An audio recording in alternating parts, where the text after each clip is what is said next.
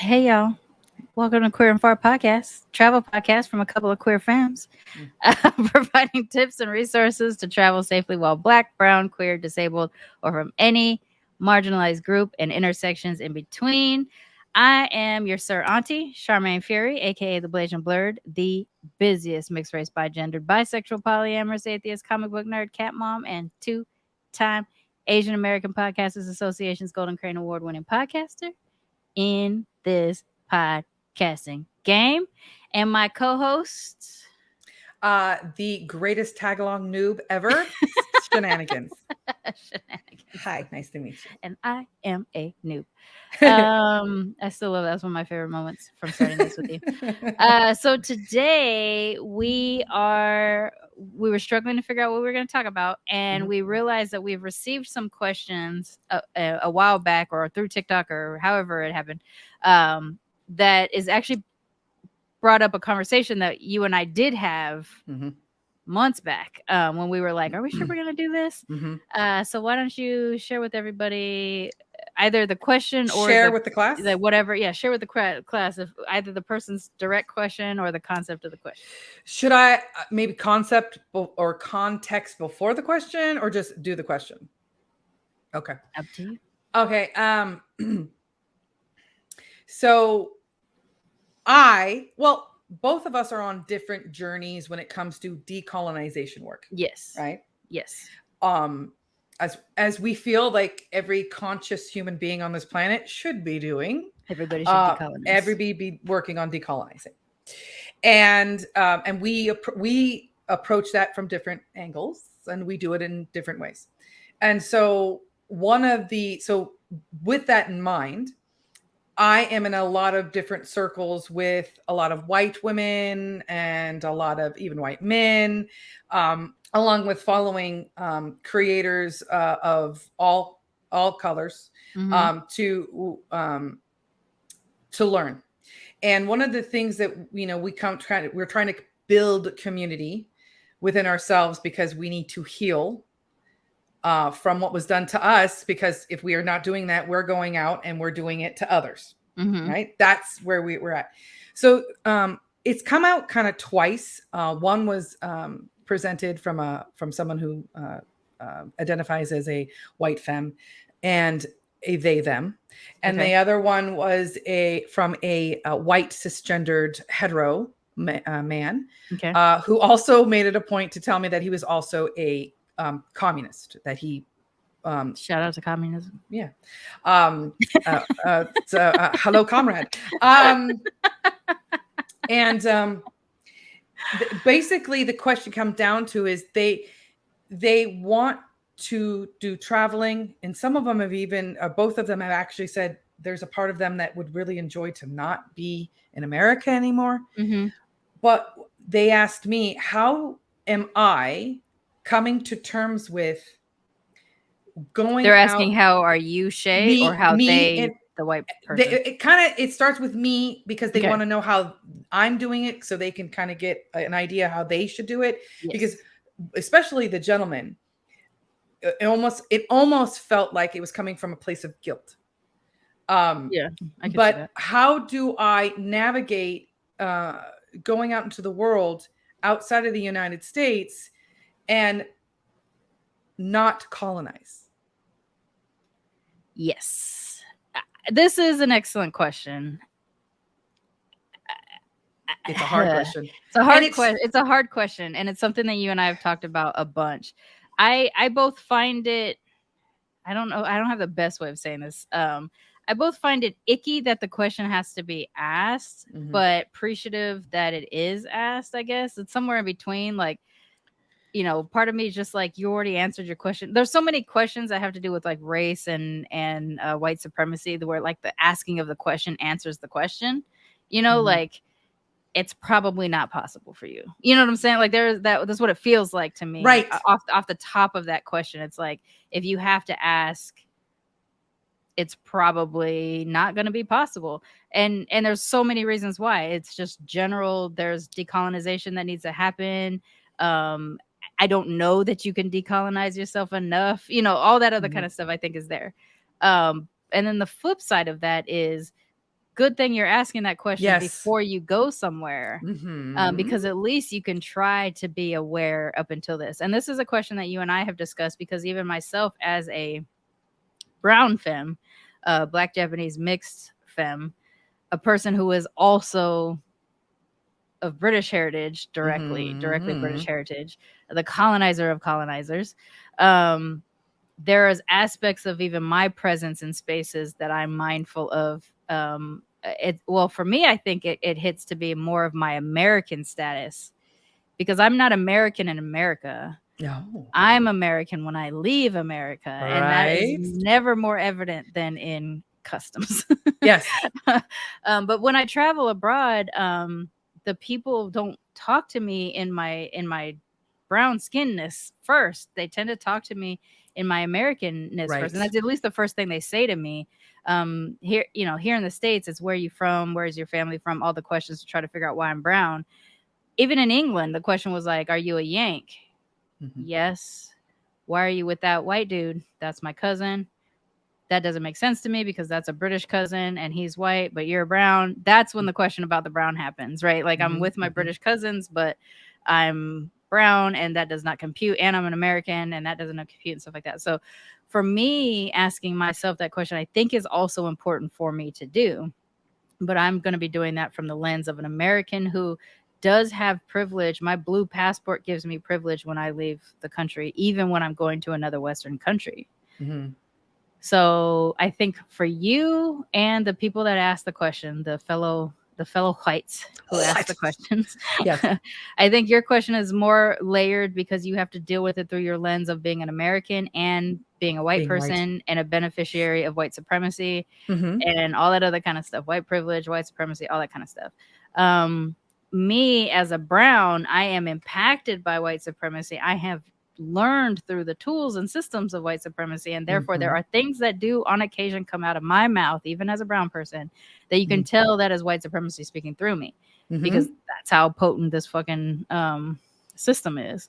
Right. So I think it's good to be having these conversations. I think it's definitely good to not have these conversations in a small box, so let's get into it. You and I have talked about this before, and we have had, I think, both really probably healthy reasons and probably problematic reasons. And probably like my biggest takeaway from, I think, the last time we talked about it, because I think that we've talked about this a couple times, is that we were both so fucking tired that none of the other things we had talked about for that particular conversation mattered anymore. We were just fucking done. Yeah. And I think there's something in that too. So where do we begin? Do we begin in Americanness first, or do we begin in whiteness first? I think since the majority of our perspective will be talking from an American point of view, you from the brown femme and me from the white queer femme,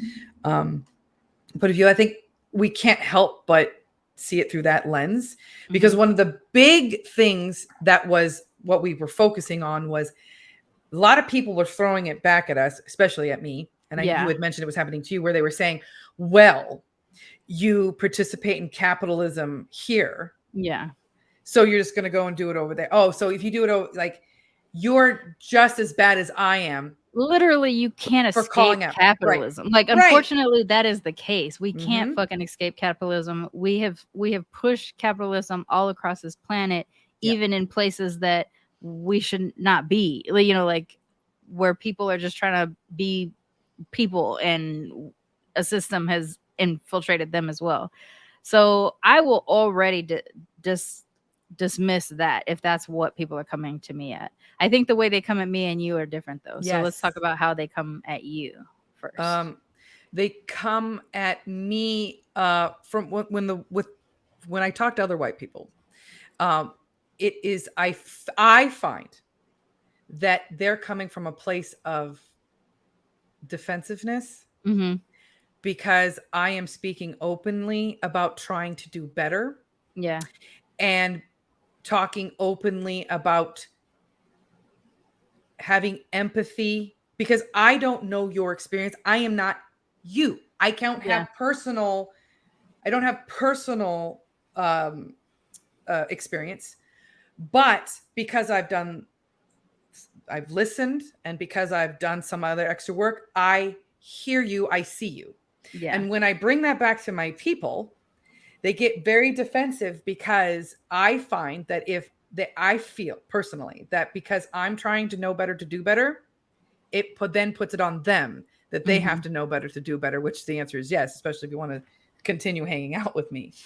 But I think that's where it comes from in the beginning. And they try to attack me to tear my position down by going, well, you're still buying on Amazon, or you're still renting, or you're still like, I'm like, what do you want me to do? Not eat? Like, like I'm live in a tent somewhere, which is, also a possibility, but not so something the system is happening.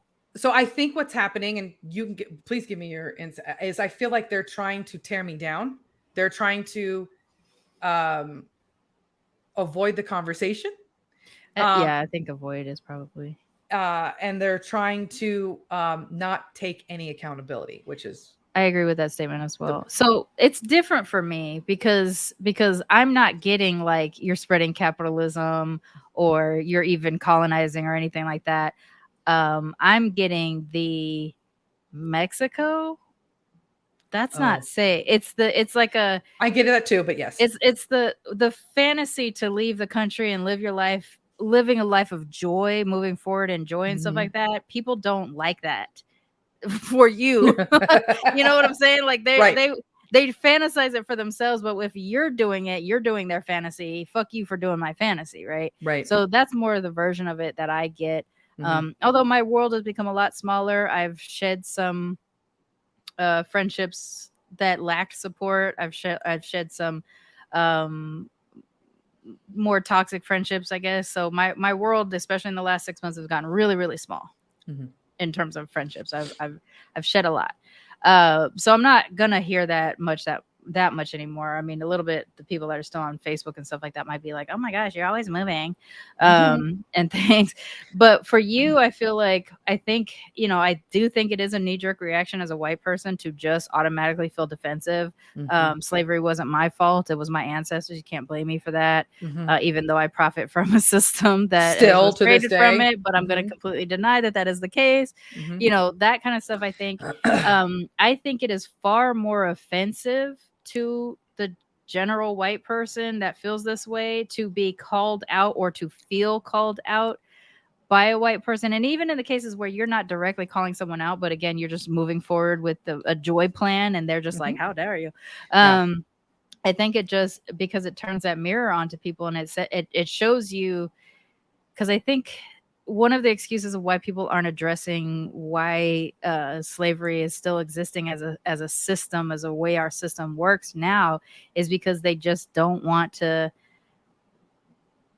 They want a just world where everything's right and they didn't have to work. Like they just deserve how it is and stuff like that. Like people want that, and for a white person to identify that the system is fucked up. And that it's fucked up in their own favor, and that they would also like to see Black and brown folks experience the privileges that they experience. That shows them that it is possible to care and possible to change, which means they have to put an effort, which is effort that they don't want to have to put in. It's kind of like when you want to lose weight, but you don't want to stop eating junk food, right? Like junk food is so much easier. It's so much easier and it tastes better. Being a beneficiary of a racist system that you did not create but profit from and benefit from, it's just easier to not address it. And you make it harder. You make it harder for them to not address it than I do, or than my darker skinned counterparts do. And so I think that's what's happening with you. But like with me, if I haven't had much negative talk about it since I have shrunk my world. But of the negative talk I have seen, and I've seen this also from other Black and brown travel content creators, it is that feeling of envy that comes along with, not that you could afford, it doesn't matter. You could afford to do it or not afford to do it. It's that you are taking a chance on yourself. Right. To go and do something that you would rather do. than to do something that all of us have to do. You know what I'm saying? Right. And so that's what I experience more. But I still think that question, going back to that first question, is something that no matter if we're black or brown, white, we need to answer that question. What does it mean to go to a place that you did not come from and live and exist and participate in that society? And how much do you participate in society? What are the best ways for you to participate in society without having a negative impact on society? And I think at the end of the day, the first thing you have to accept is that no matter what, you will be impacting that society negatively. Yes. Just by your mere presence. Partially because you're not from there. You don't know the culture. You have a bigger learning curve than they do from the thing. But my blue passport raises property taxes when I travel. Yes. My blue passport puts resort fees on random ass everyday items because my blue passport exists. So our blue passport makes it limited in resources for Hawaiians to get water or to get food. So okay. I think there is a level of which that you have to accept that there's no magical way that you can live in another place that you're not from, as a Westerner in particular, where you do not have a negative impact. I don't necessarily think the reverse is the case. If someone from a, this is hard because essentially in our PR as America is that we are the best nation in the world and we're the richest and strongest and all this other kind of stuff. But on paper, if you actually do the math, we're like a third world. We're like what we think a third world country is supposed to look like, right? When someone from these supposed third world countries, these poor people that need help and need to come to America to benefit themselves and stuff like that, they benefit society far more than the people who exist here already. So it's a different situation when you're doing it. And I hate it to be like a punching up type of scenario because I don't want to say that these places are lesser or lower. But in socioeconomic terms or in the way the world society treats those places. That's because we're having a nuanced conversation. And that's why some people are going to be like, you said this, and like it's so tough. It's hard to say. It's so much more complicated than just a simple. So like if we're going off response of the PR, like the way the world has decided these XYZ countries, they are considered third world countries, and the US or England or any of our Western countries, Western superpower countries and stuff like that get to have this higher status. Right. There is something to that because that's what the world acknowledges. The society, global society acknowledges that, and so we can't be completely ignorant and act like that's not at play here. But I don't. But when people from those countries that the global world is looking at as lesser come here, they come here and they provide services, they provide labor, they at lower rates to the benefit of the United States or other Western countries that aren't as beneficial to them as they would probably hope it would be, right? And so that's why they don't have a negative impact when they come here. Even if they fucking flooded the country, they would not have nearly the kind of negative impact on the society here as we do when we go there. Even for me, who's a lower middle class person who lives paycheck to paycheck and sometimes less than paycheck, I could still go, but my blue passport is set it up in such a way that when I travel to one of those places that is viewed as lesser, my money is worth more.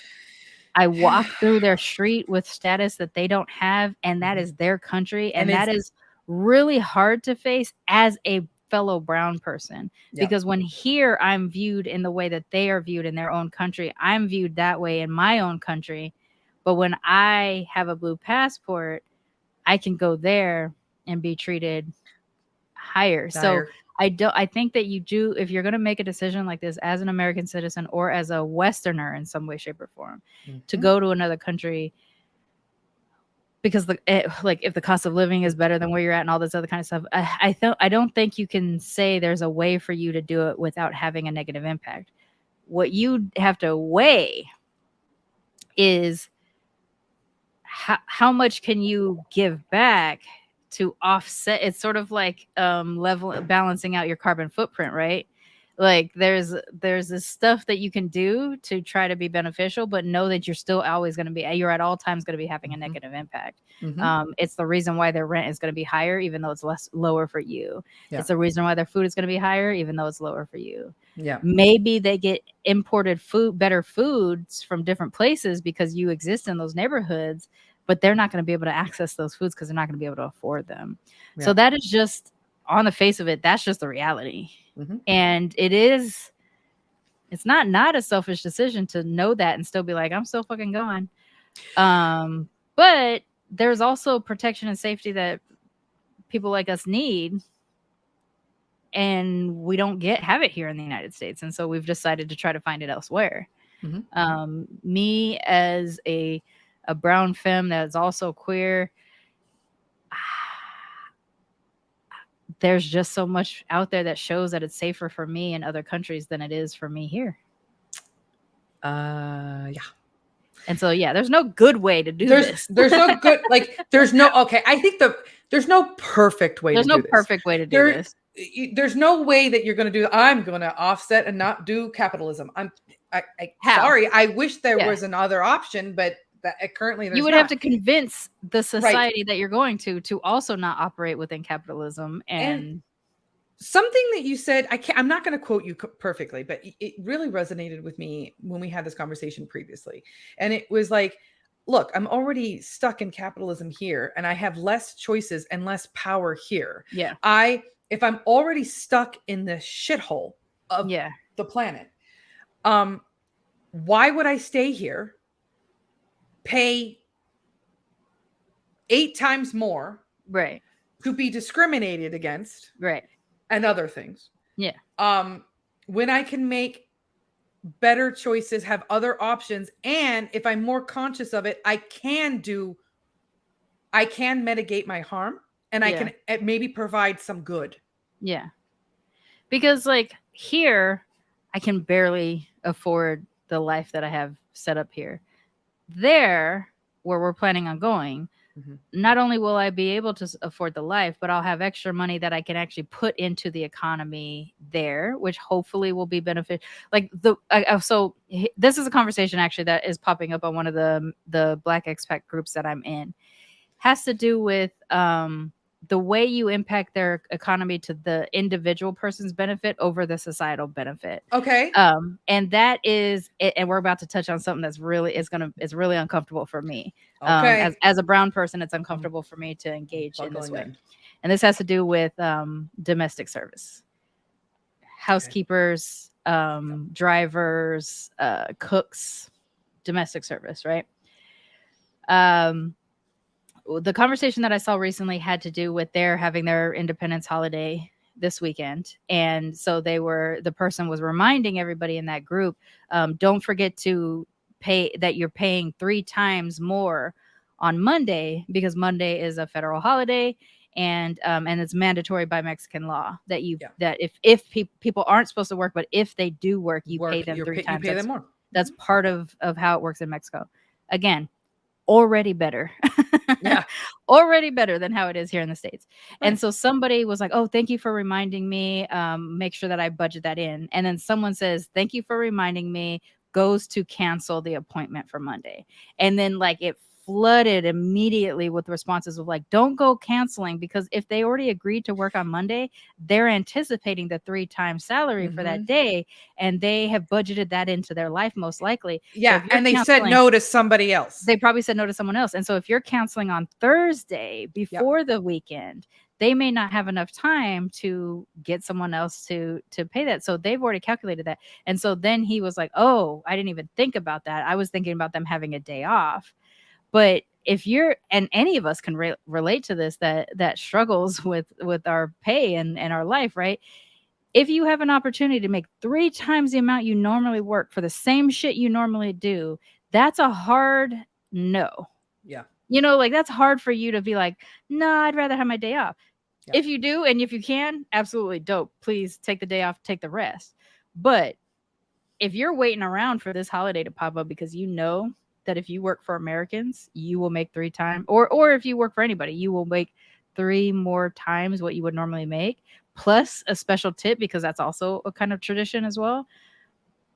You're going to sign up for that if you're poor, or if you're struggling. So this is a positive way to impact individuals within the communities that you're moving into without having a negative, without it benefiting society, but not the people. Because there's a lot of stuff that's going to benefit society, but not the people. Like the fact that we're going to pay more rent than a local would. You know what I'm saying? But like we can afford it, still cheap for us, but for them, it makes it harder for them to get housing. So that's a negative part of us moving there.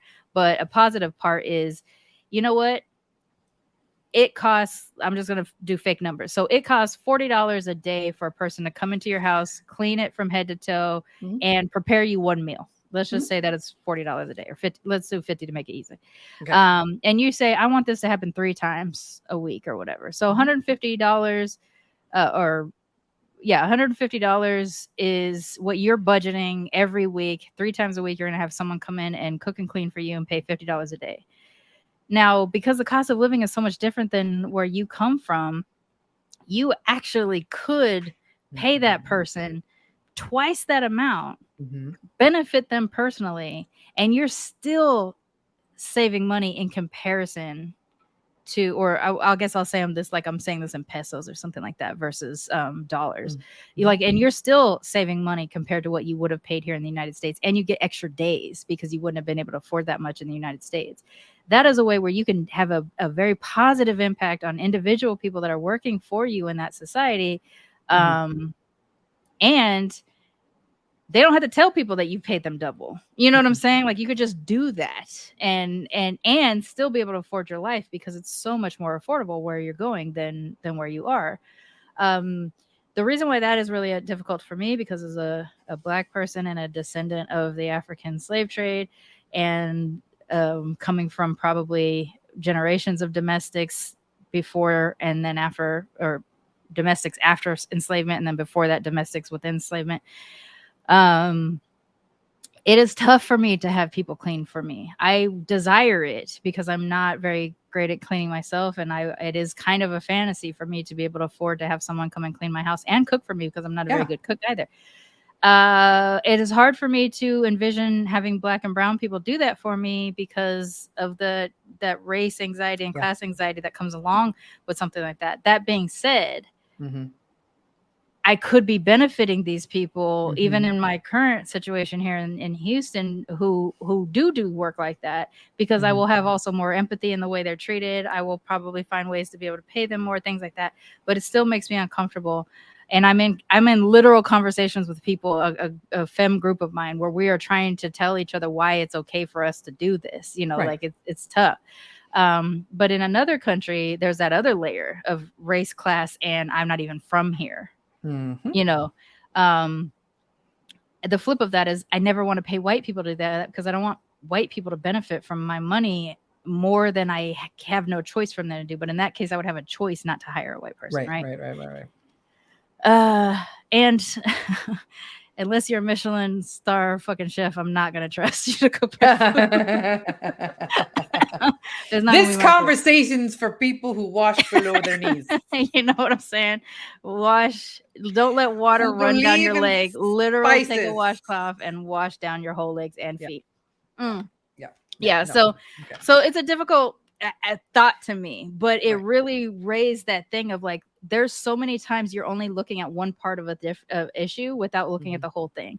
One person received that message of don't forget to pay your domestic staff 3 times the amount on Monday.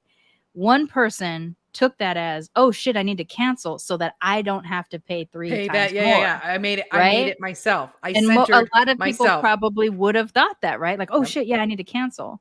And then go, whoa, I was just trying to cancel because I wanted them to have a day off. But what about them needing that and their willingness to work on that day because of that? Maybe they don't want to work on that day, but they need to work on that day because it's a 3 times the salary day. There are so many issues related to that. But at the end of the day, if you move from here to there, you do have the resources to be able to pay them 3 times that day and give them a nice extra tip and everything like that, which will benefit them, benefit their family, and have that positive effect while also participating in their society in some way, shape, or form. This has triggered a memory that I would like to share. Okay. When I was younger, I used to live in you say Guam, I say Fiji. This is a long-standing joke. It's a joke. For 25 years, I've been saying it was Guam the whole time. Guam, not Fiji. I'm like, yeah.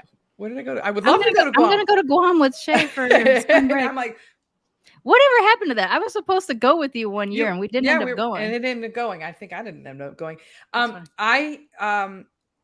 I come from privilege, even though I'm not what I would consider wealthy in any stretch of the imagination. I do come from privilege, just more privilege than even other white Americans. Okay. Yeah. Okay. That's fair. So upper middle class. We'll say that. Yeah. My family decided before I was born, my grandparents decided that they wanted to get a summer home, and instead of buying in Hawaii, which was expensive, and we won't go into why that is, but they decided to buy a half of an island, and this sounds like an asshole. A half of an island in Fiji. Yeah. I know that sound for the same price of buying a house. They bought a half of an island in Fiji that had 2 little buoys on it, and that's like a 1-bedroom. It's like all open floor plan, except like there's a door for the bathroom. Copy that. Okay. So okay. So now I've got into that. Like the we had servants that even so my first time I was there was 9, 13, 17 anyway. So my first time, even at 9 years old, I was extremely uncomfortable with having somebody come into the house and touch my dirty laundry that was not my mother. And the idea also of somebody cleaning up after me that wasn't my mother or my family was really odd. I need to pause for one more second here because this is one of these special Shae and Sharmane are not the same moments. Yeah. I'm hearing you say the words people cleaning up for me besides that is not my mother. My mother, yeah. That is not happening in my and you were I know. Like, I mean, I was expected to do but really my mom was one of those moms that and again, that's probably a whole nother realm that we can unpack on white culture. But Una taught me how to make roti, and she let me do stuff with her, and let me clean my own clothes on the literally okay, gotcha. Not put it away. I mean, eventually we did get a washing machine, but before it was hit it on a rock, and you really appreciate shit so much more when you put your manpower into it. But anyway, there was a huge bone of contention between the rest of the white people who lived on the island, that were mostly made up from people who technically had lived in Fiji their entire lives, but their ancestry was New Zealand, Britain, Australia. My father used to pay them double the normal rate. And then on special holidays, we did triple. But even we would even pay them to not work. Okay. Right? It's a special holiday. Here's a bonus. Enjoy your holiday. Yeah. I remember I was young, so I didn't understand the conversation. I just thought people were just being mean. But they were having this conversation where they were saying you're messing up the balance of society. Yeah, because you're making it they're going to want to work for you and they're negating everybody else. Oh, honto. Okay. Okay, or they're gonna bend over backwards for you, and then they're gonna ignore everything else or whatever, and then you're just going to leave. I suppose I could see it from that point of view, but wouldn't that be the same conversation as happening in America now, where everybody during the pandemic, it was not taken care of, and they got fired from their jobs or let go, and then they went out because they couldn't get any help because, you know, we got what, $1,200 in 1 year. Yeah. Anyway, fuck this country. Of our own money back. Of our own money back to us. Anyway, Mm-hmm. and these people went out and now they have another job. They've done something to do a side hustle. They're working for Amazon, and it's, you know, maybe $5, $2. But now all these places are bitching that no one is coming to work for them. Yeah. I mean, like for me, I hear that story and I'm like, boo hoo. But also the solution to white expats' problems is to not pay the local brown people extra,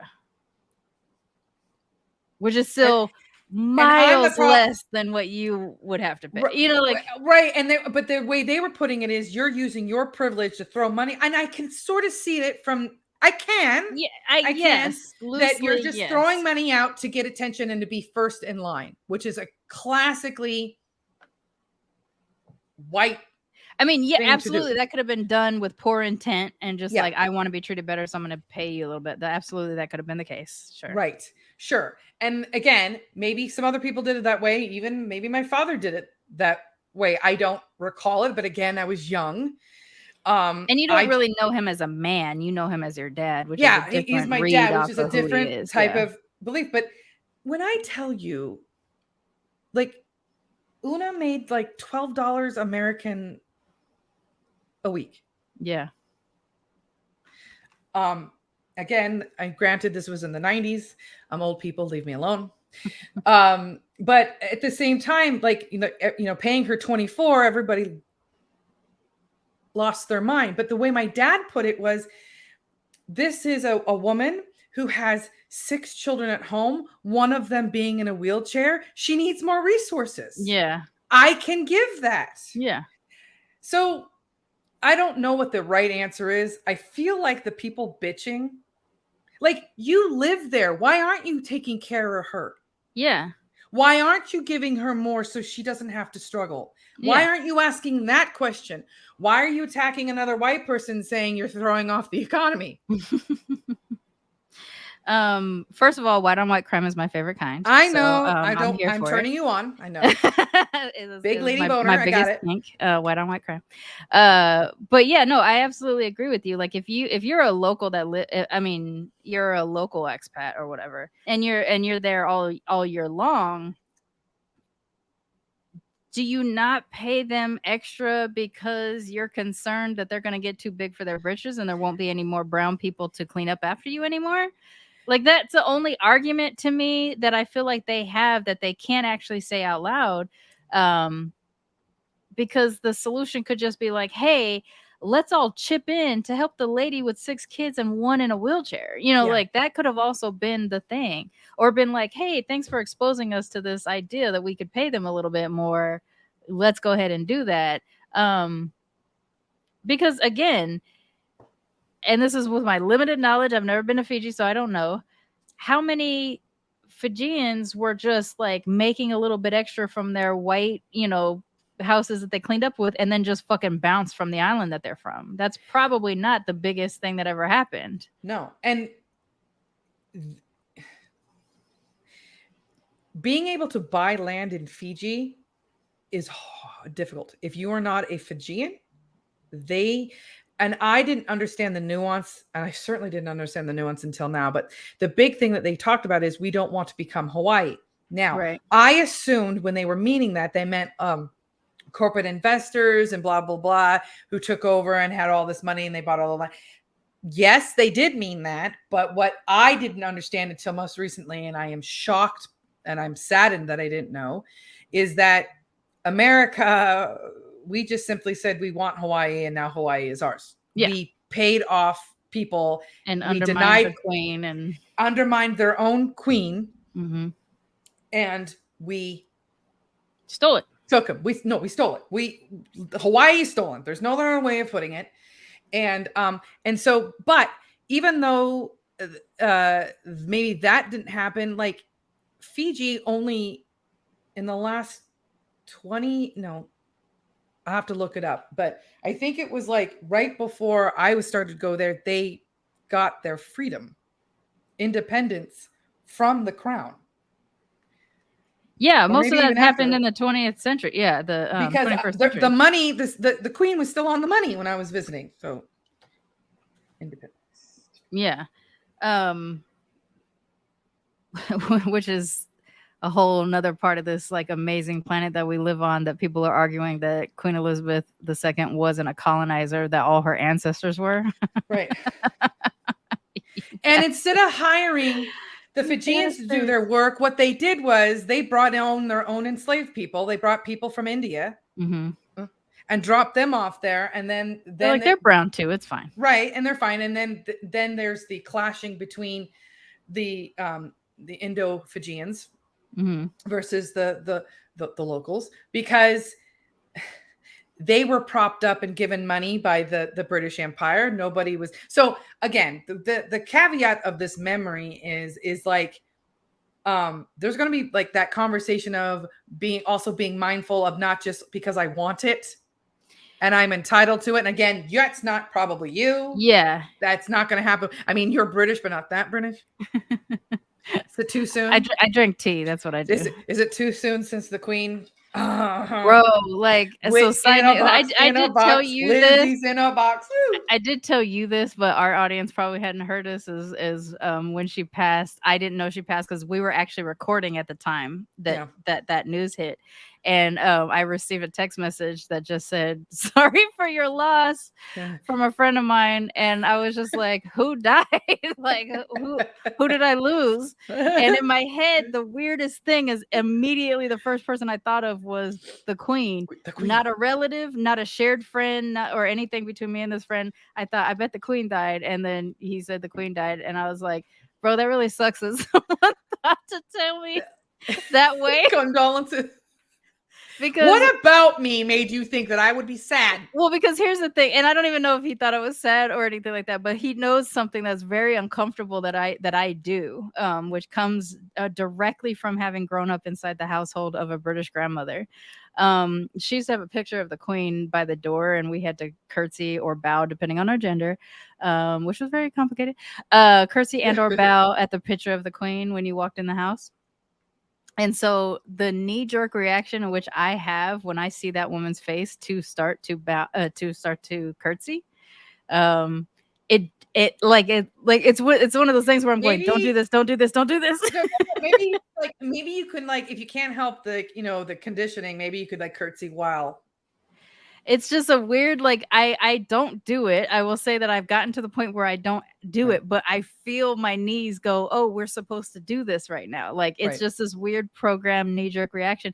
It's the same thing that happens where when I drink any cup now, but it started from drinking tea, is that my Nana would stab my pinky with a fork to make sure that I put my pinky up, because too? Oh my God.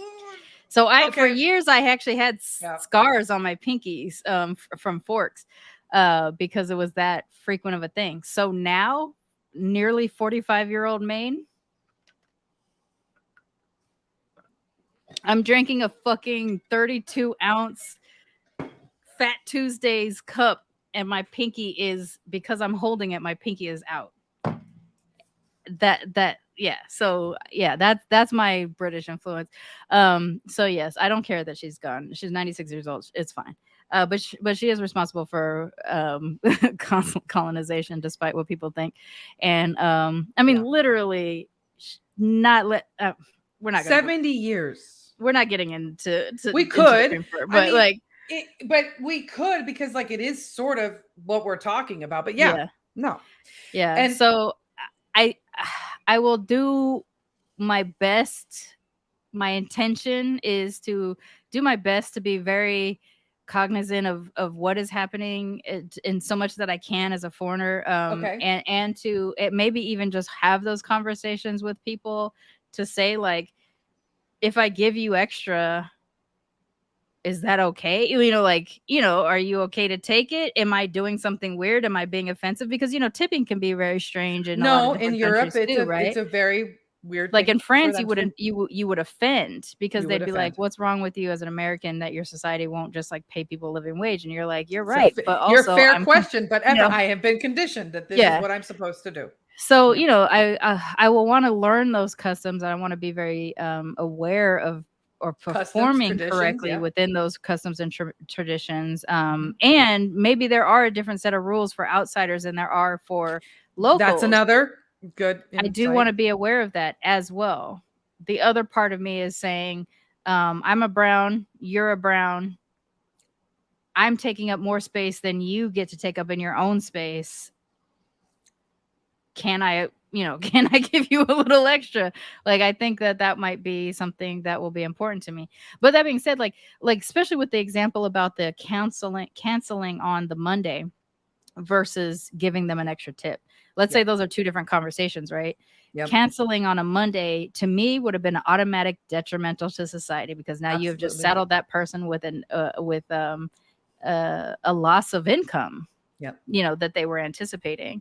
And then the separate question of is it appropriate to tip them extra on that day? I need to learn that. I would definitely try, but I would need to learn that. The only way that I would cancel the 3 times pay day thing that and I don't even think I'd feel justified doing this. I feel like I'd still want to pay it. I would still pay that. If I happen to be out of the country during that time and be like, you don't have to clean the house during this week. Yeah. And I'm traveling. Yeah. If I was sick too, I'd be like, hey, don't come. Here's the money. Yeah. I think I'd still want to just pay it because of they could just anticipate that that's a salary that they would receive. I do that here, but I don't know if that's also because I've been now conditioned and I own my own business and it really fucking sucks when somebody cancels on you last minute. Well, that's the other part, right? Like service industry folks here in the United States, like everybody I know and grew up around that worked in the service industry are the best tippers because they know what it's like to have to live off of tips. People who have not much are the best tippers and the most kind. That's true. And the most people who have more and can afford things are the shittiest of people I've ever met. Yeah. How about a little bit? I'm gonna segue using the same thing. We're still talking about decolonization and how we do that with traveling. I want to introduce the internets to a woman. I don't know her personally, but I have found her blog and her Instagram extremely insightful. And I feel like you all should be, if you're interested in traveling and in particular traveling to make sure that you're being polite and decolonizing your brain and keeping things in the forefront of your mind, I want you guys to check out Fran the Traveler. I believe you follow her on Instagram. And she wrote a great piece in 2020 called Dear Travelers. You can decolonize travel too. Here are 16 ways.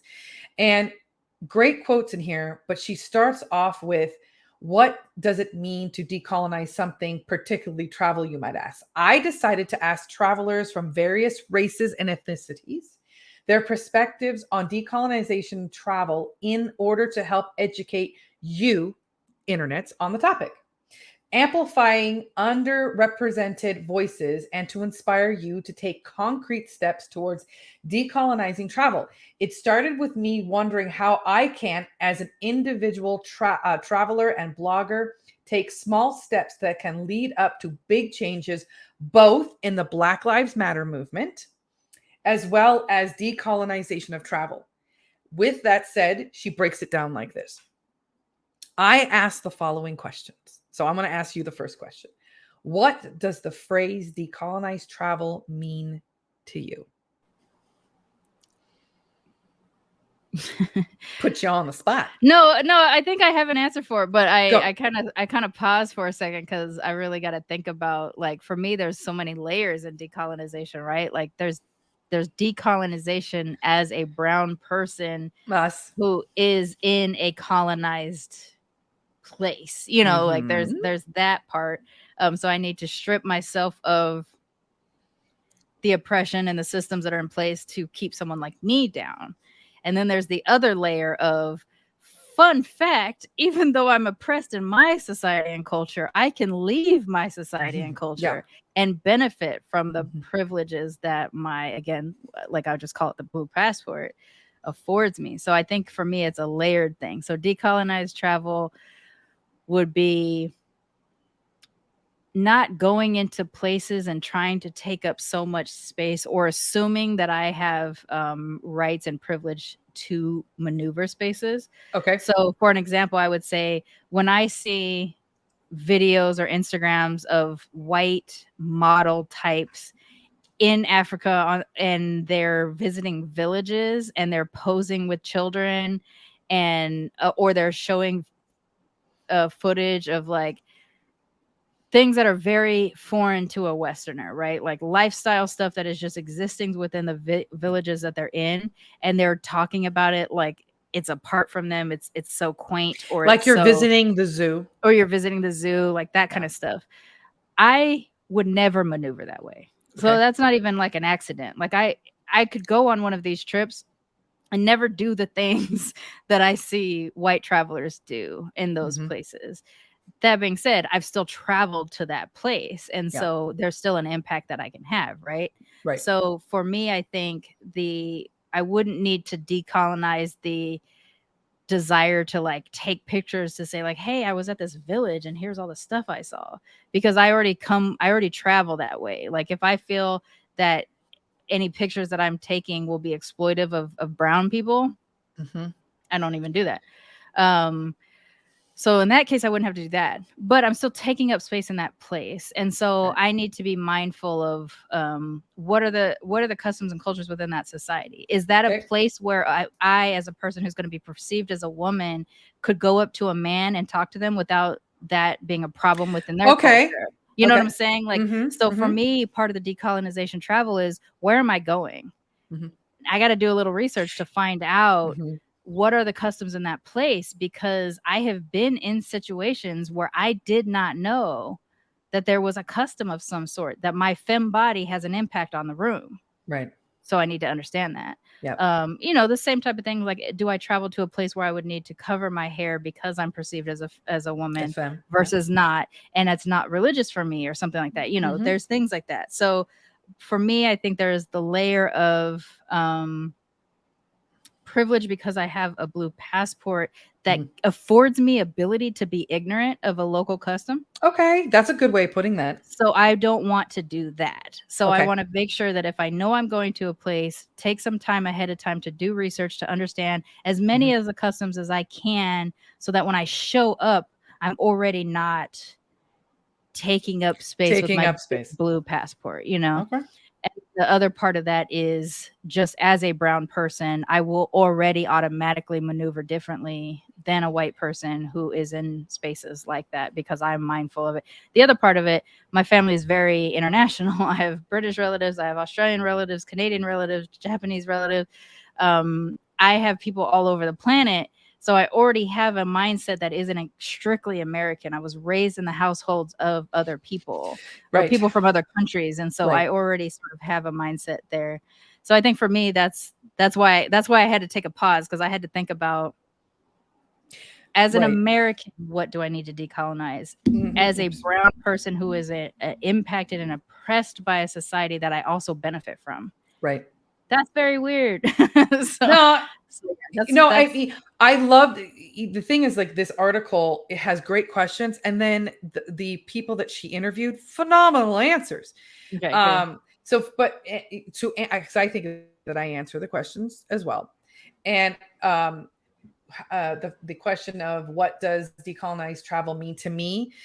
Me personally, I need to remind myself constantly that I am a guest in someone's home. I am not. So take your shoes off when you go through the door. I am not a paying customer. I know I am a paying customer, but if I take that mindset first, then the entitlement comes in. I see. So for me, I am a guest in this space. That is the first. It is my responsibility as this guest to have an at least a rudimentary understanding of where I am, who I'm with, and what that means having this face. Be house trained when you go into somebody else's house trained. Okay. I am potty trained. Yes. Sometimes. It depends on what I'm eating. Yeah, that's good. That's my number one. I know I could, and again, you went into like, you really went into that, and that's awesome. Like, I think, because again, I could answer that and go much longer. I can do some more. But again, guys, I want you guys to be answering yourself. What does decolonization travel mean to you? Yeah. And that's your personal. Okay. So that was good. How about this one? What are you currently doing as an insert race, allied traveler to actively engage in Black Lives Matter movement towards decolonization of travel? So the question is, you're listing your race in that situation. What can I do as insert my race? What can I do as a allied traveler to actively engage in Black Lives Matter movement towards decolonization of travel? So that's also a very difficult one for me because, fun fact, unless you listen to my other show, Militantly Mixed, you may not understand that this is a possibility. I am a person without a race. Why? Because as a mixed race person who happens to have a racially ambiguous presentation, meaning you cannot look at me through my phenotypes and decide I come from a particular group, I don't have a race. So I have to default to my phenotypes, which is basically like, I'm not white. That's really all I can say there, because, you know, I'm a non-white. I'm a non-white, because there is the Black race, there is the white race, there is Asian, which is hilarious, but what's fine. And then there's, Hispanic, which is how we list it here in the United States, which is not necessarily accurate. And I am neither of those things off of jump. You can't look at me and identify me. So that's why I'm a raceless person. So as a brown, let's just say that, as a brown person, what am I doing so here's the thing. I'm a mixed Black person. I am at all times a mixed Black person. I am at all times, and in my personal identity, I am hierarchically identified. I identify myself with my ethnic groups hierarchically. I am Black first, even though my presentation is very ambiguous and brown and Dominican, for whatever reason. Everybody thinks I'm Dominican. And then Japanese next, and then British. And again, I always say British versus white because I need people to understand that it's not just that I'm a white American of English descent. I am of British descent, British white descent, because that's who I come from. And then after that, I guess you can throw American in there, but I don't really know what it's like to be American until I'm outside of this country and I'm identified, because they can detect American.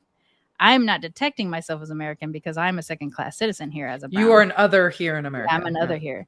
So I'm always aligned with, like a sort of paraphrased version of a Bible quote, which is fun because I'm an atheist, is I can do all things through Black women. It's funny, but it's true. I prioritize Black women over every other human on this planet. And so in so much as I am able to be of service and or benefit to Black women, that is my emotional priority. That is my political priority. That is my mental priority.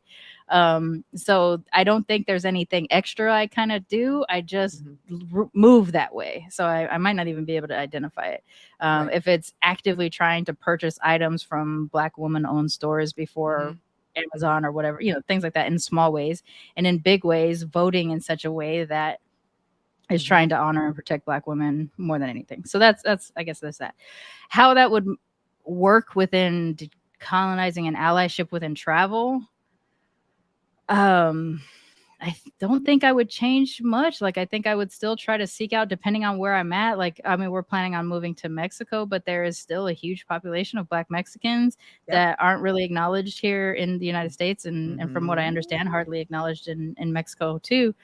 So in so much as I'm able to support and protect and provide services to Black Mexican women, I that would kind of be my goal. I would just sort of rearrange what I do here in the States to do a version of that there. And And then, of course, where we're moving, I am already in contact with a number of Black women expats that live in that area too. So supporting whatever things that they're doing in businesses, I guess, would be something that I could do.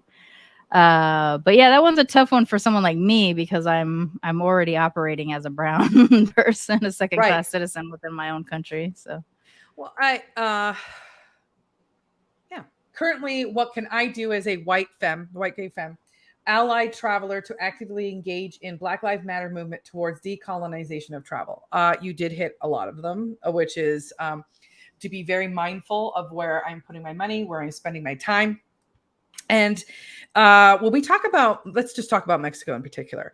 Most of the time, people who look like us spend certain times where they only go to resorts. Yes. Resorts, and people go, I spent a lovely time in Mexico. No, you did not go to Mexico. You went to American compound in Mexico. That's what you did. Mm-hmm. I know that came across as harsh.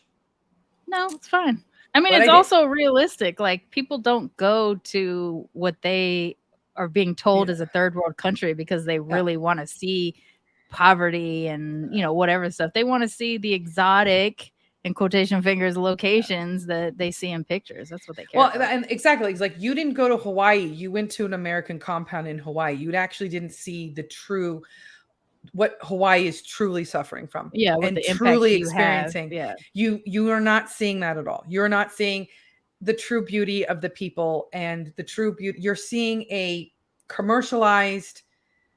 You're going to luau's that you're paying $250 a plate for and stuff like that. You're seeing and you're paying for a show that caters entirely to you, your needs, your desire to see the exotic at a distance. At a distance, you know, and while doing that means you're othering them in their own home. In their own home. However, the other thing that bothers me, and I have mentioned this before, I think I've mentioned it before, I talk a lot. I'm sorry, internet, I do. A lot of times people who look like me who go and create podcasts or YouTube channels and are going out to other countries to live, create a business down there. And I don't have a problem with that. You need to have income to live. I get it. And you could be paying taxes in that country. Right. Too. But most of us go down there and create jobs not for locals. Right.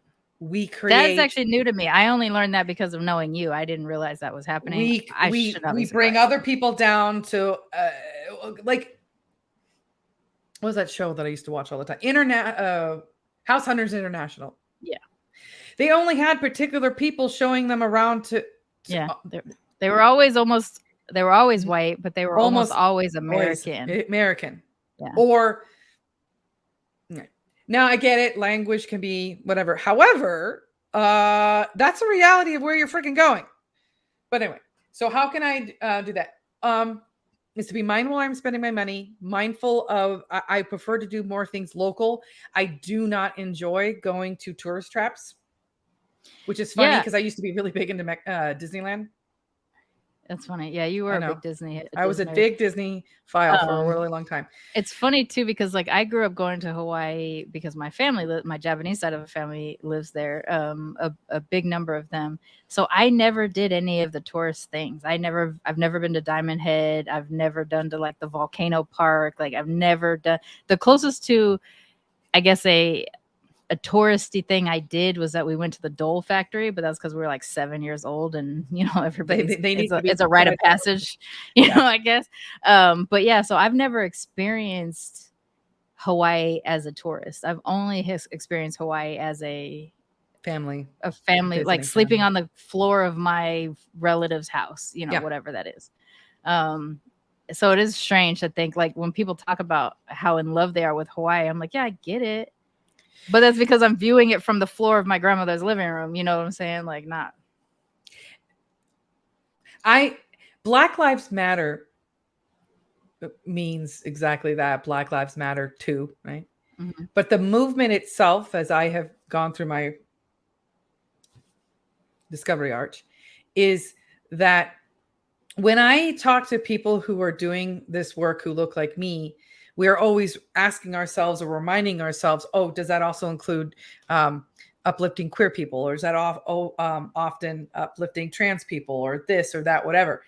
And what is interesting to me and lovely to discover after many years of finally, like, it's like I get it in my head, but to like put it all together and be like, that's what is that Black spaces are already pretty much intersectional.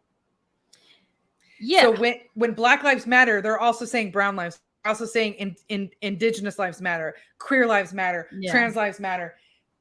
But to them, it's like, of course, it doesn't know what I'm saying. Like, only in white people spaces, it's usually segmented. It's the belief that there's intersectionality where there's not. So where a white woman who would tell you back in the day to vote for a white woman politician, even though that white woman politician has a negative record towards how they treat Black and brown people, they would still say it's important to get a woman in there, though, right? Yeah, which is not intersectional. That's not sexual, but they like think that because it's woman, that means intersectional. Whereas in Black and brown spaces, so when you hear me talk, you'll hear me talk about race first. Yep. But everything is a part of that, because I am at all times a Black, Japanese, queer person. Like, there's never a time that I get to be one or the other. I am hierarchical in my race, in my ethnic and cultural identity, because I grew up around Black people. I'm mostly around Black people. I'm only occasionally around Japanese people that I'm related to, not just Japanese people in the wild. And I'm never around white people. Right. Very, very rarely am I around white people in mass, anyways. You know, like, hi, you. I got a half one here in my house. I have a half one, and then the one that likes to dance behind me. Yeah, and then that one. So for me, I do talk through the lens of race first, but when I'm talking, I'm not segmenting. I'm not saying I'm only talking about cis heterosexual Black people right now. I'm literally talking about all of us, because I don't hear Black Lives Matter without hearing all Black Lives Matter. Like, all of them, all of the Black lives are important. Because I feel like I don't want to speak for anybody watching, but I'm going to make some assumptions. Is if you are someone who is a darker hue than me, and I say certain things, you're going to be like, why is that white woman saying shit I already know? Right? Because you already know that. Yeah. I'm not... It's also how we talk. Like, you'll say something and I'll be like, but because I need to know if you are also, if I'm on the same page. Right. But I mostly, guys, when I'm talking to the whites, that's my lane, I'm talking to you, is that when we say Black Lives Matter, it's not just Black Lives Matter, it's intersectional. Okay. If you really want to decolonize your brain and you really want to push Black Lives Matter, that means you are pro-queer. Yeah, you can't be also like, I only have time for the Blacks right now. I can't really do the Mexicans too. Yeah, you know what I'm saying? Like, you can't. It can't be like that. And I'll tell you an example, a way to make it something that's super clear to Black people that might not be clear to anybody else. Right. Black Panther the movie opened big. We're the only movie that got Best Picture nomination, all this kind of stuff, heralded, everything like that. When Black Panther 2 was being produced, we didn't just keep it Black. We included in the story, and I'm saying we as the collective Black, not specifically Ryan Coogler and everybody that is involved, because again, that's how we talk.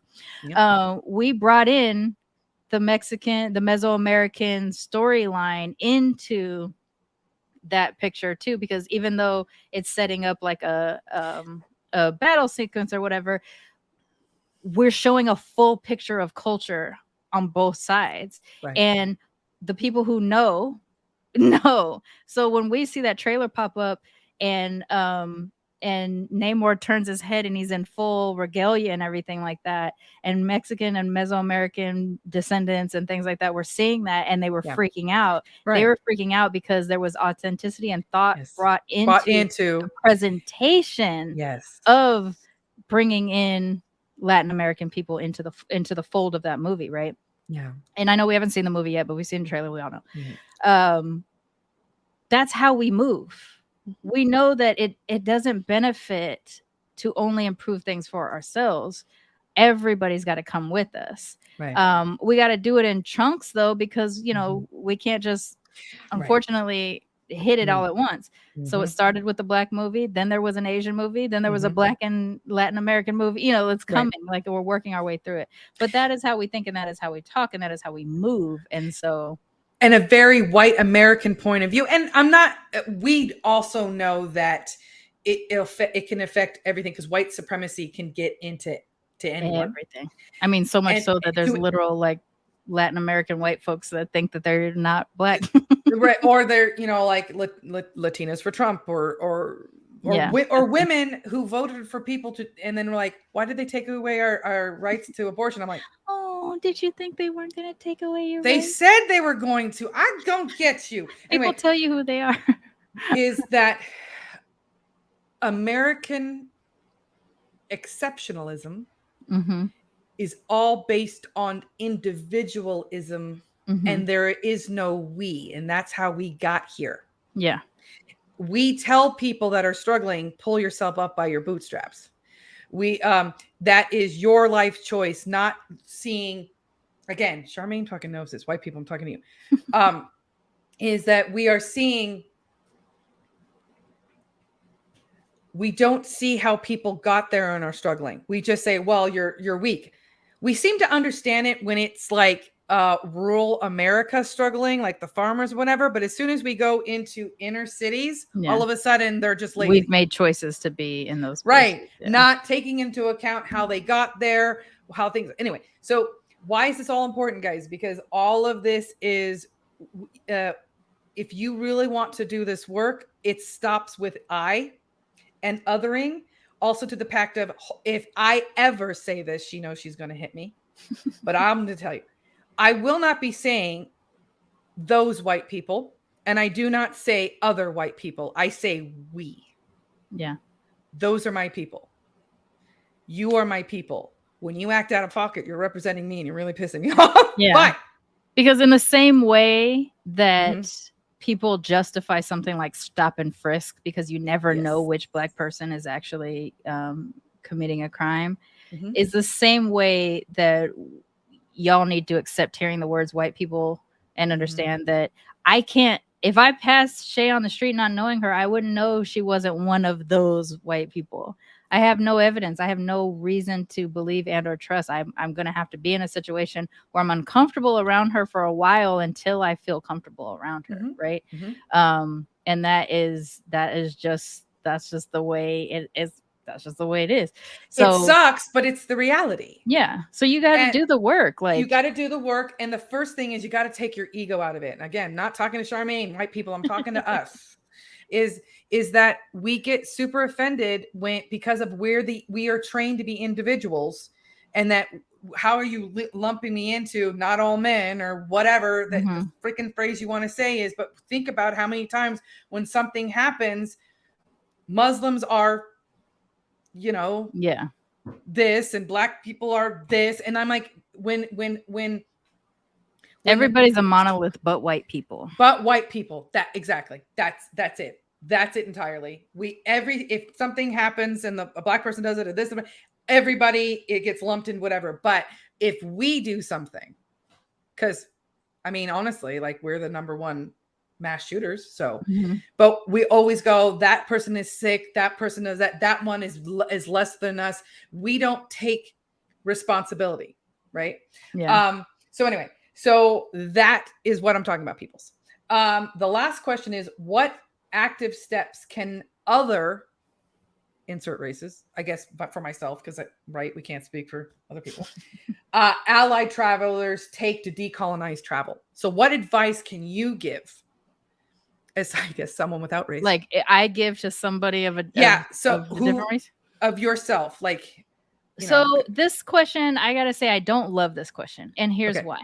Because I think it opens up unpaid labor on brown people to answer questions for white people. I don't think they mean it like that. I think they meant it as the insert your race. Like it's just worded wrong? Yeah, it's just, that's how I'm taking the question, which is, how can I, as tell another white person who wants to be an allied traveler how to decolonize their travel. So I guess in this question, I wouldn't really be able to answer because for me, I'm like, how do I tell Black, Japanese, British people? Which is my brother and 5 of my cousins. Like, how would I tell us 5? Start small. Huh? Start small. Start small. Starts at home. Yeah, let's put that question onto you then. Okay. For me, as a white, what active steps can other white people who want to be allied travelers do to take decolonization work? Education. Yeah. You need to be actively, rabidly learning. And not just learning about where you're going, learning about where you're coming from. Yeah. I would say that's fair to say to everybody. So, right. Yeah, that's fine. That's fair to say. I mean, but again, like it's one of those things like when I was reading it, I'm like, I'm not about to tell a Black person because I'm going to stay in my lane. That is some. And for me, like if like one of the things that is so exhausting about anti-racism work when you are talking to white people as a brown person, is the first question is always, I am a white person talking to you, a brown person. What can you tell me to do? That is labor on my part. Yeah. And I want you to do the Googles. I want you to do the thing. Do you ultimately need to eventually talk to someone brown so that you can like clarify things? Yes. Course. But what I need you to do is to do some work first so that I can see what you've done. Right. And allow that to prove to me whether or not you're going to keep doing the work after Don't just show up and say, hi, fix me. I have good intentions. Yeah. No, don't do any of that crap. And that follows through to the traveling guys. Yeah. Know where you're going. Know the people. You're not going to know everything because not everything can be written down in a book. Right. You got to make your best effort. Like know some very basic things, like what side of the road people drive on. A good one was the one that came up, I think it was our first or second episode, where somebody said, someone said something about what state in Mexico are you moving to? And they said, I'm moving to Mexico. There's no states. And I'm like, as if the United States was the only place on the planet that had the concept of states. The ruler of the country that you're going to. You can't, you don't know how their government works. You don't know how, like, I mean, to be fair, it's almost difficult to know how our government works. Right? No, that is fair. like I've lived here my entire life, and I'm like, but like, know if they have a president or a king or a prime minister, or a queen, or both, or a committee of rulers, like whatever it is. Do they have mayors or governors in the place that you're at? Like basic things about just like the structure of the place that you go. But then also know, is it safe to tip there without offending people? Is it safe, I guess, to walk around the streets at night? That might be a thing. But like there's certain things that you should just generally know about the place that you're going, rather than just kind of raw dogging the travel and see what happens. Yeah. And so education, and that starts from you actively doing stuff, not expecting something from someone else, but to actively go out and do it. And Google is free as fuck, y'all. You literally can just get onto Google. And there's so many ways. Like my people like to say things like, well, there's so many different answers. Yeah. Because brown people. The world is fucking complex. And it's complex. And there's damn near 8 billion of us on this planet. Right. And like, for example, Mexico City has more laws in place that protect trans people than some other states in Mexico. So those are things that you want to be aware of. Yeah. And even if you're not trans, I would like you to know that. Why? Because I would like you, if you're going to experience something and you want to uplift, I would like you to give money to places that go, no, trans people matter and we're going to take care of them. I would prefer you to give money to them than to go to the place that doesn't agree with that. Yeah. Again, preference. Also, I guess one thing that I will say for brown people, but Black people specifically, research what the police situation is in the places that you're going. And before we get out of here, just a quick reason why I say that is because what I understand from the research that I've done is that in Mexico, there are only 3 states that have the police are paid not just a living wage, but like a thriving wage. And therefore, in those places, they have fewer crimes against citizens by the police. than in Corruption. other places. You know, Yeah. there's fewer stories of corruption. Yeah. That being said, there's also higher surveillance in some of those places. So in the Yucatan in particular, the state of the Yucatan, surveillance is really high in that part of the world. I just discovered this yesterday through talking with a friend. There's cameras everywhere. There's literal police presence everywhere, which can be very triggering for Black and brown folks because we experience violence by the police all the time. That being said, these police aren't here to fuck with you because they're paid enough. They don't have to drum up cases to get paid in the way our system works here in the United States. So they're there when they're needed. Yeah. Not when they want to fuck with you. So that is a good thing for someone like me who grew up watching violence being done to myself and my family members and my friends by the police and getting a pass for doing that. So to know that I'm going to be in a place where there's a lot of police, that I need to know that in advance because that's going to automatically trigger me. But then the nuanced understanding of what the police are doing in those spaces and how they're maneuvering, that actually aids me in being able to say, okay, this might be a comfortable place for me to go, knowing that they're there and they'll literally protect me if something happens to me. From my research,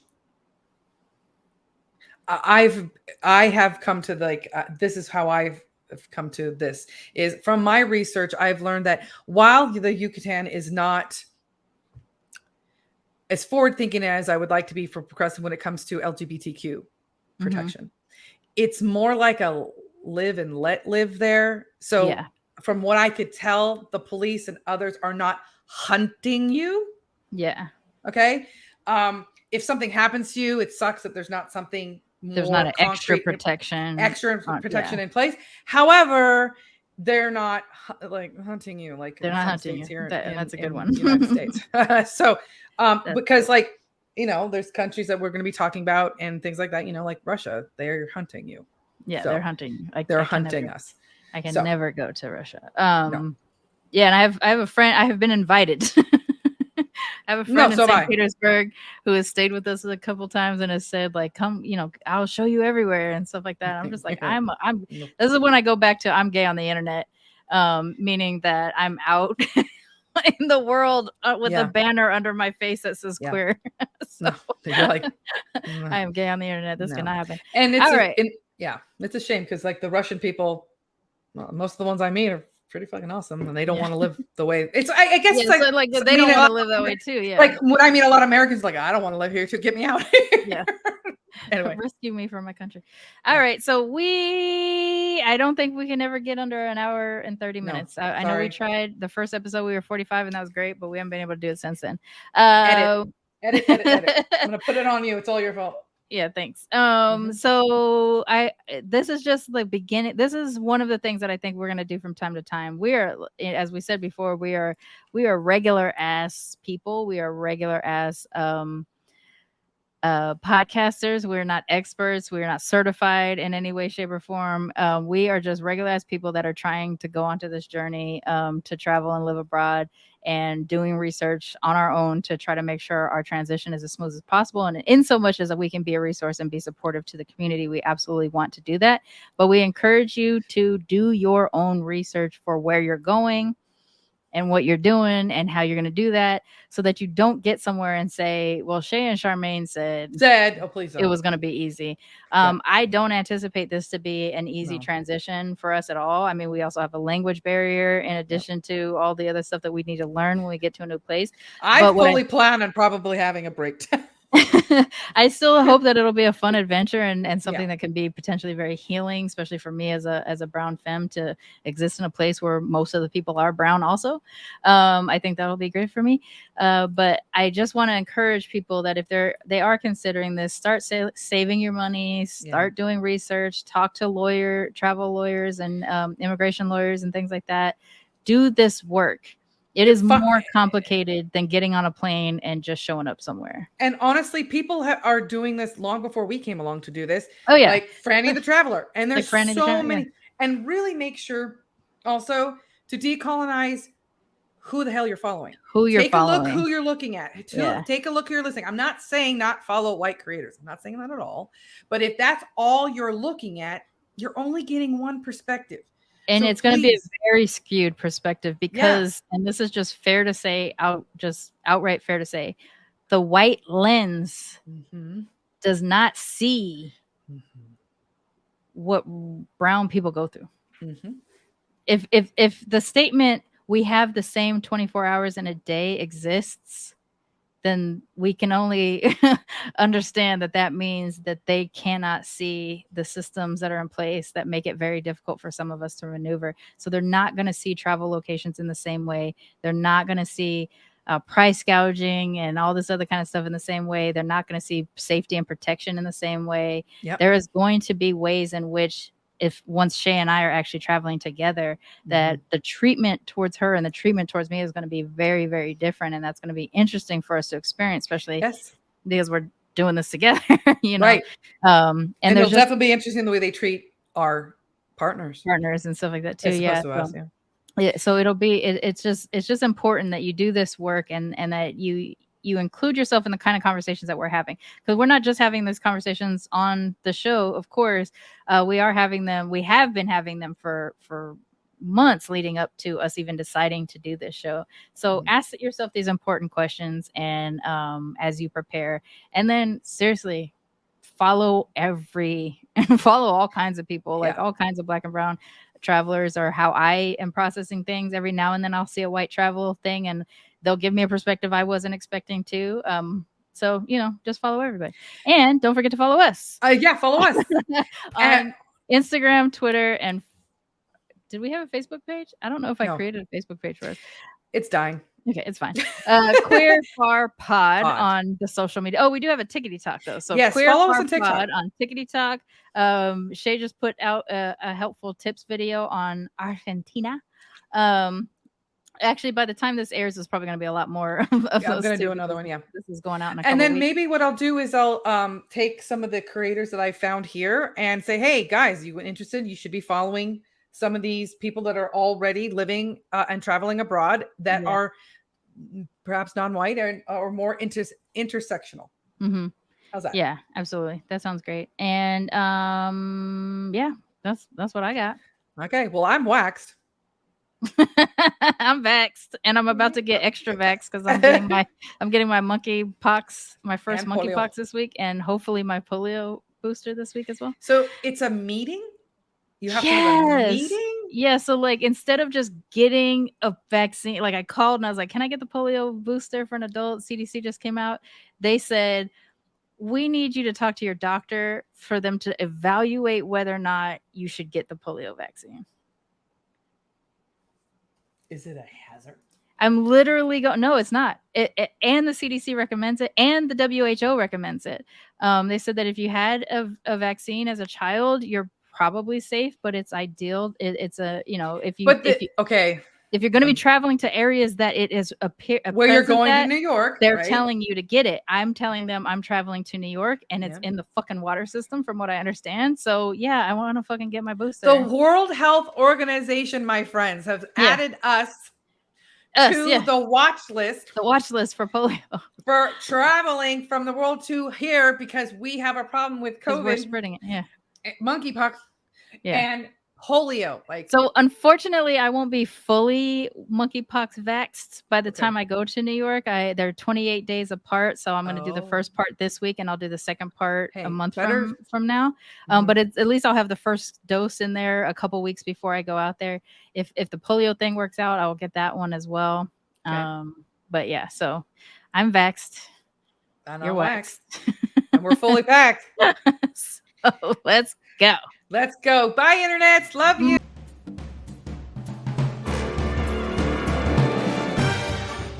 Queer and Far is a ManeHustle Media Podcast, produced and edited by Sharmane Fury. Co-hosted by Sharmane Fury, a.k.a. daBlasianBlerd, and Shae Nahnigans. Music is Big Band Savage Jazz by Pine Groove. If you like what you've heard on Queer and Far, please subscribe, rate, and review on YouTube or wherever you listen to podcasts. ManeHustle Media. Turn your side hustle into your main hustle.